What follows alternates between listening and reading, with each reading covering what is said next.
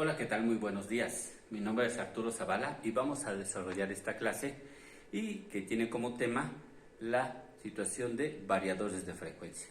Vamos a anotar acá el título para que podamos empezar a tomar nota y a desarrollar el tema. Bien. Variadores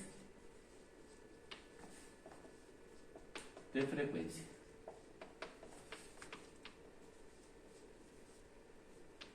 Bien, ¿para qué me sirve un variador de frecuencia?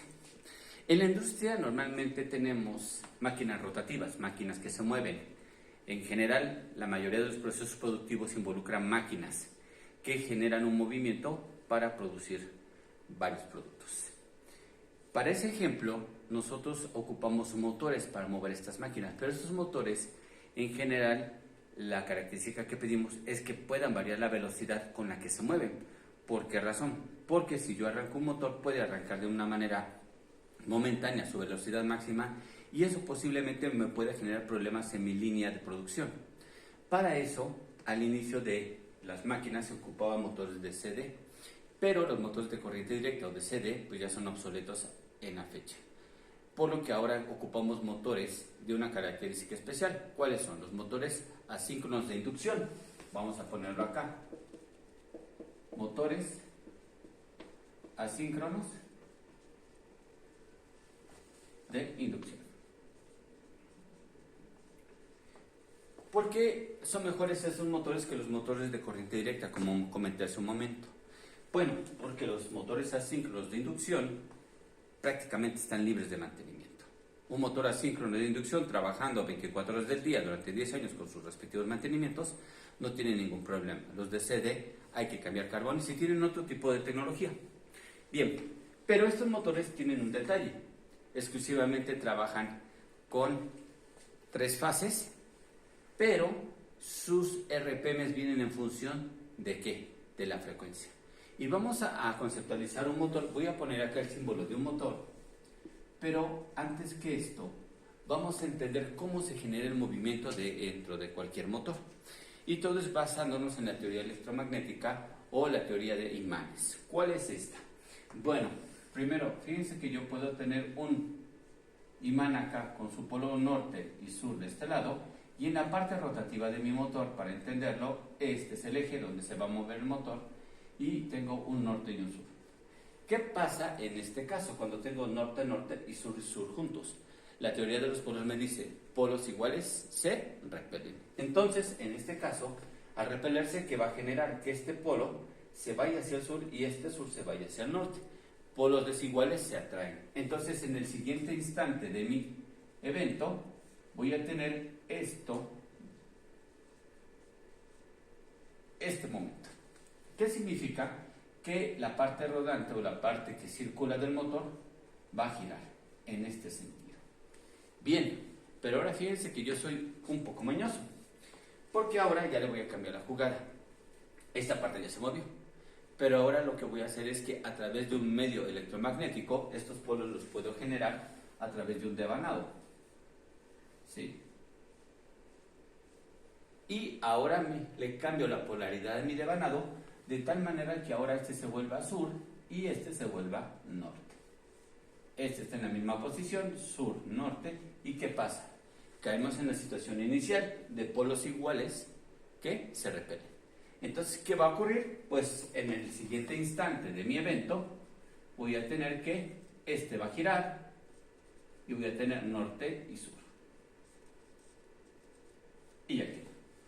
¿Esto qué me denota? Es un movimiento, vamos a ver, de primero 180 grados y después de los 360 grados. Ahora, con esto yo puedo generar un movimiento, toda vez que vaya cambiando o vaya alternando la polaridad, ¿sí? De norte a sur, de norte a sur. ¿Con qué velocidad va a ocurrir esto? Bueno, va a ocurrir con la velocidad que yo desee en la alternancia de estos polos. Esto lo puede hacer a través de medios electromagnéticos, lo que comentaba. Puedo generar o mandar una corriente alterna a mis devanados y durante el primer devanado, durante el primer ciclo, esta parte va a alimentar acá. Evidentemente, del otro lado voy a tener la contraparte. Y entonces ya tengo norte y sur. Ahora, ¿qué pasa? Cuando lo quiero cambiar, ya voy a poner el semiciclo negativo acá y el semiciclo positivo acá. Entonces, ya estoy generando un semiciclo completo donde estoy generando una revolución. ¿Qué significa? Entonces voy a tener una revolución por cada cambio, y en este caso va a ser, y si tomo la unidad de ciclos por segundo, que es un Hertz, un ciclo por segundo es igual a un Hertz. ¿Sí? Ahora, si yo quisiera que esta girara 60 veces por segundo, pues tendría yo que utilizar 60 Hertz. ¿Estamos de acuerdo? Bien, esta es la teoría fundamental de los motores. Ahora, ¿qué necesito? ¿Cuál es la parte que yo tengo que hacer? Pues variar esto, ¿sí? Los polos acaban a ser ya fijos en un motor, pero ¿qué puedo variar? La cantidad de cambios que puedo tener por cada segundo. Voy a hacer una pausa para borrar el pizarrón y seguimos. Bien, entonces, ¿cómo voy a generar mi variador de frecuencia? Bueno, podemos ver ahorita en una fotografía cómo está constituido. Pero básicamente un variador de frecuencia se genera por tres etapas básicas, que es la etapa de rectificación, la etapa de filtrado, le voy a poner así filtro, y la etapa de modulación.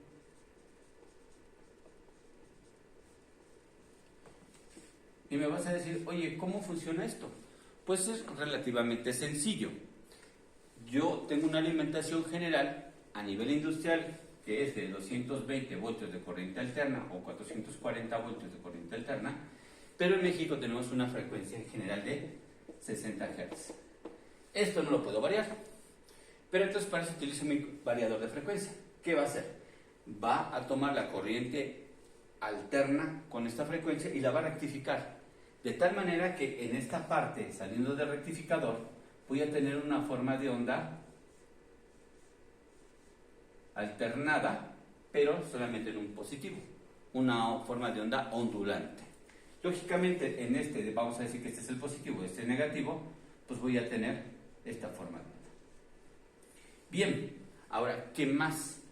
La etapa de filtro no es otra cosa más que un capacitor junto con unos elementos resistencia capacitor, donde me va a ayudar a que esta forma de onda ondulante la voy a aplanar y voy a generar ahí lo que corresponde a una forma de onda continua, ¿sí? No es corriente directa, es forma de onda, es corriente continua. ¿Por qué corriente continua? Porque ya no tengo saltos intermedios, voy a tener que hacerla lo más plano posible. Hasta esta parte ya tengo una forma de onda de corriente continua. Y acá la magia de este asunto es que la etapa de modulación es la que me va a permitir poder hacer las frecuencias que yo deseo. Oye, ¿y cómo lo hago? Pues es un principio muy sencillo. Yo voy a conmutar a través de unos dispositivos que se llaman IGBTs. ¿Sí? ¿Qué es un IGBT?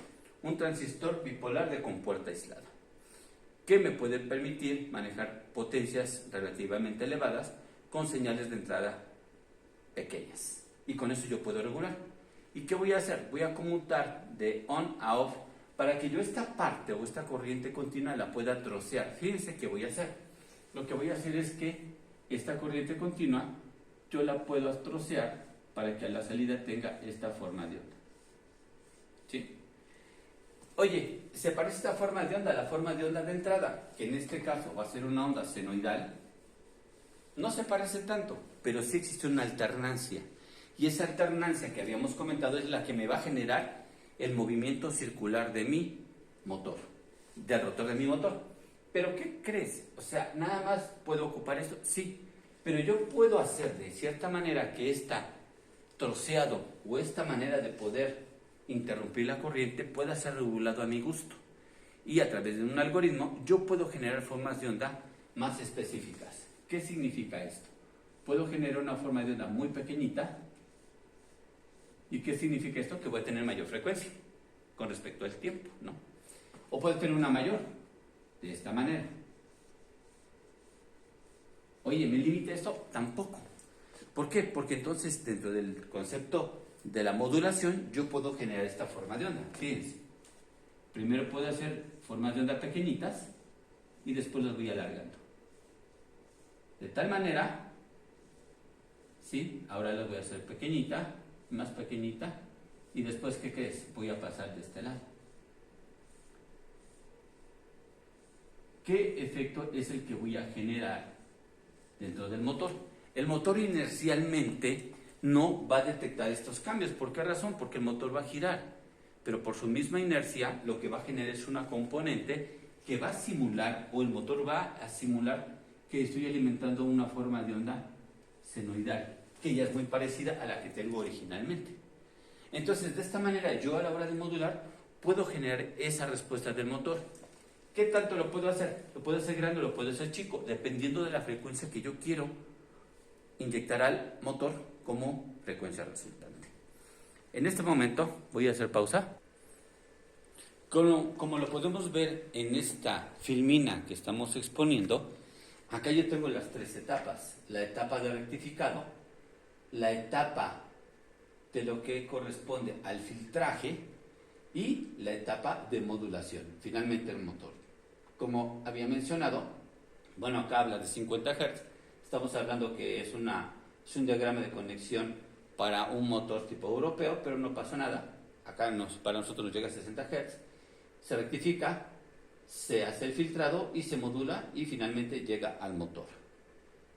¿Qué es lo que tengo como resultante? Pues este tipo de formas de onda, como dijimos, esta es la primera etapa, la de rectificado. Acá vemos el modelo típico de un variador de frecuencia. Y la etapa de modulación es a través de los IGBTs que me van a generar formas de onda y conmutaciones de tal manera que me generen la alternancia. Este método se llama PWM, que significa modulación por ancho de banda. ¿Sí? Generación de la modulación por ancho de pulso o ancho sí sería por ancho de pulso. Entonces, yo acá puedo simular frecuencias mayores y frecuencias menores. Hasta acá queda todo claro, les agradezco su atención y vamos a proseguir con otro tema. Gracias.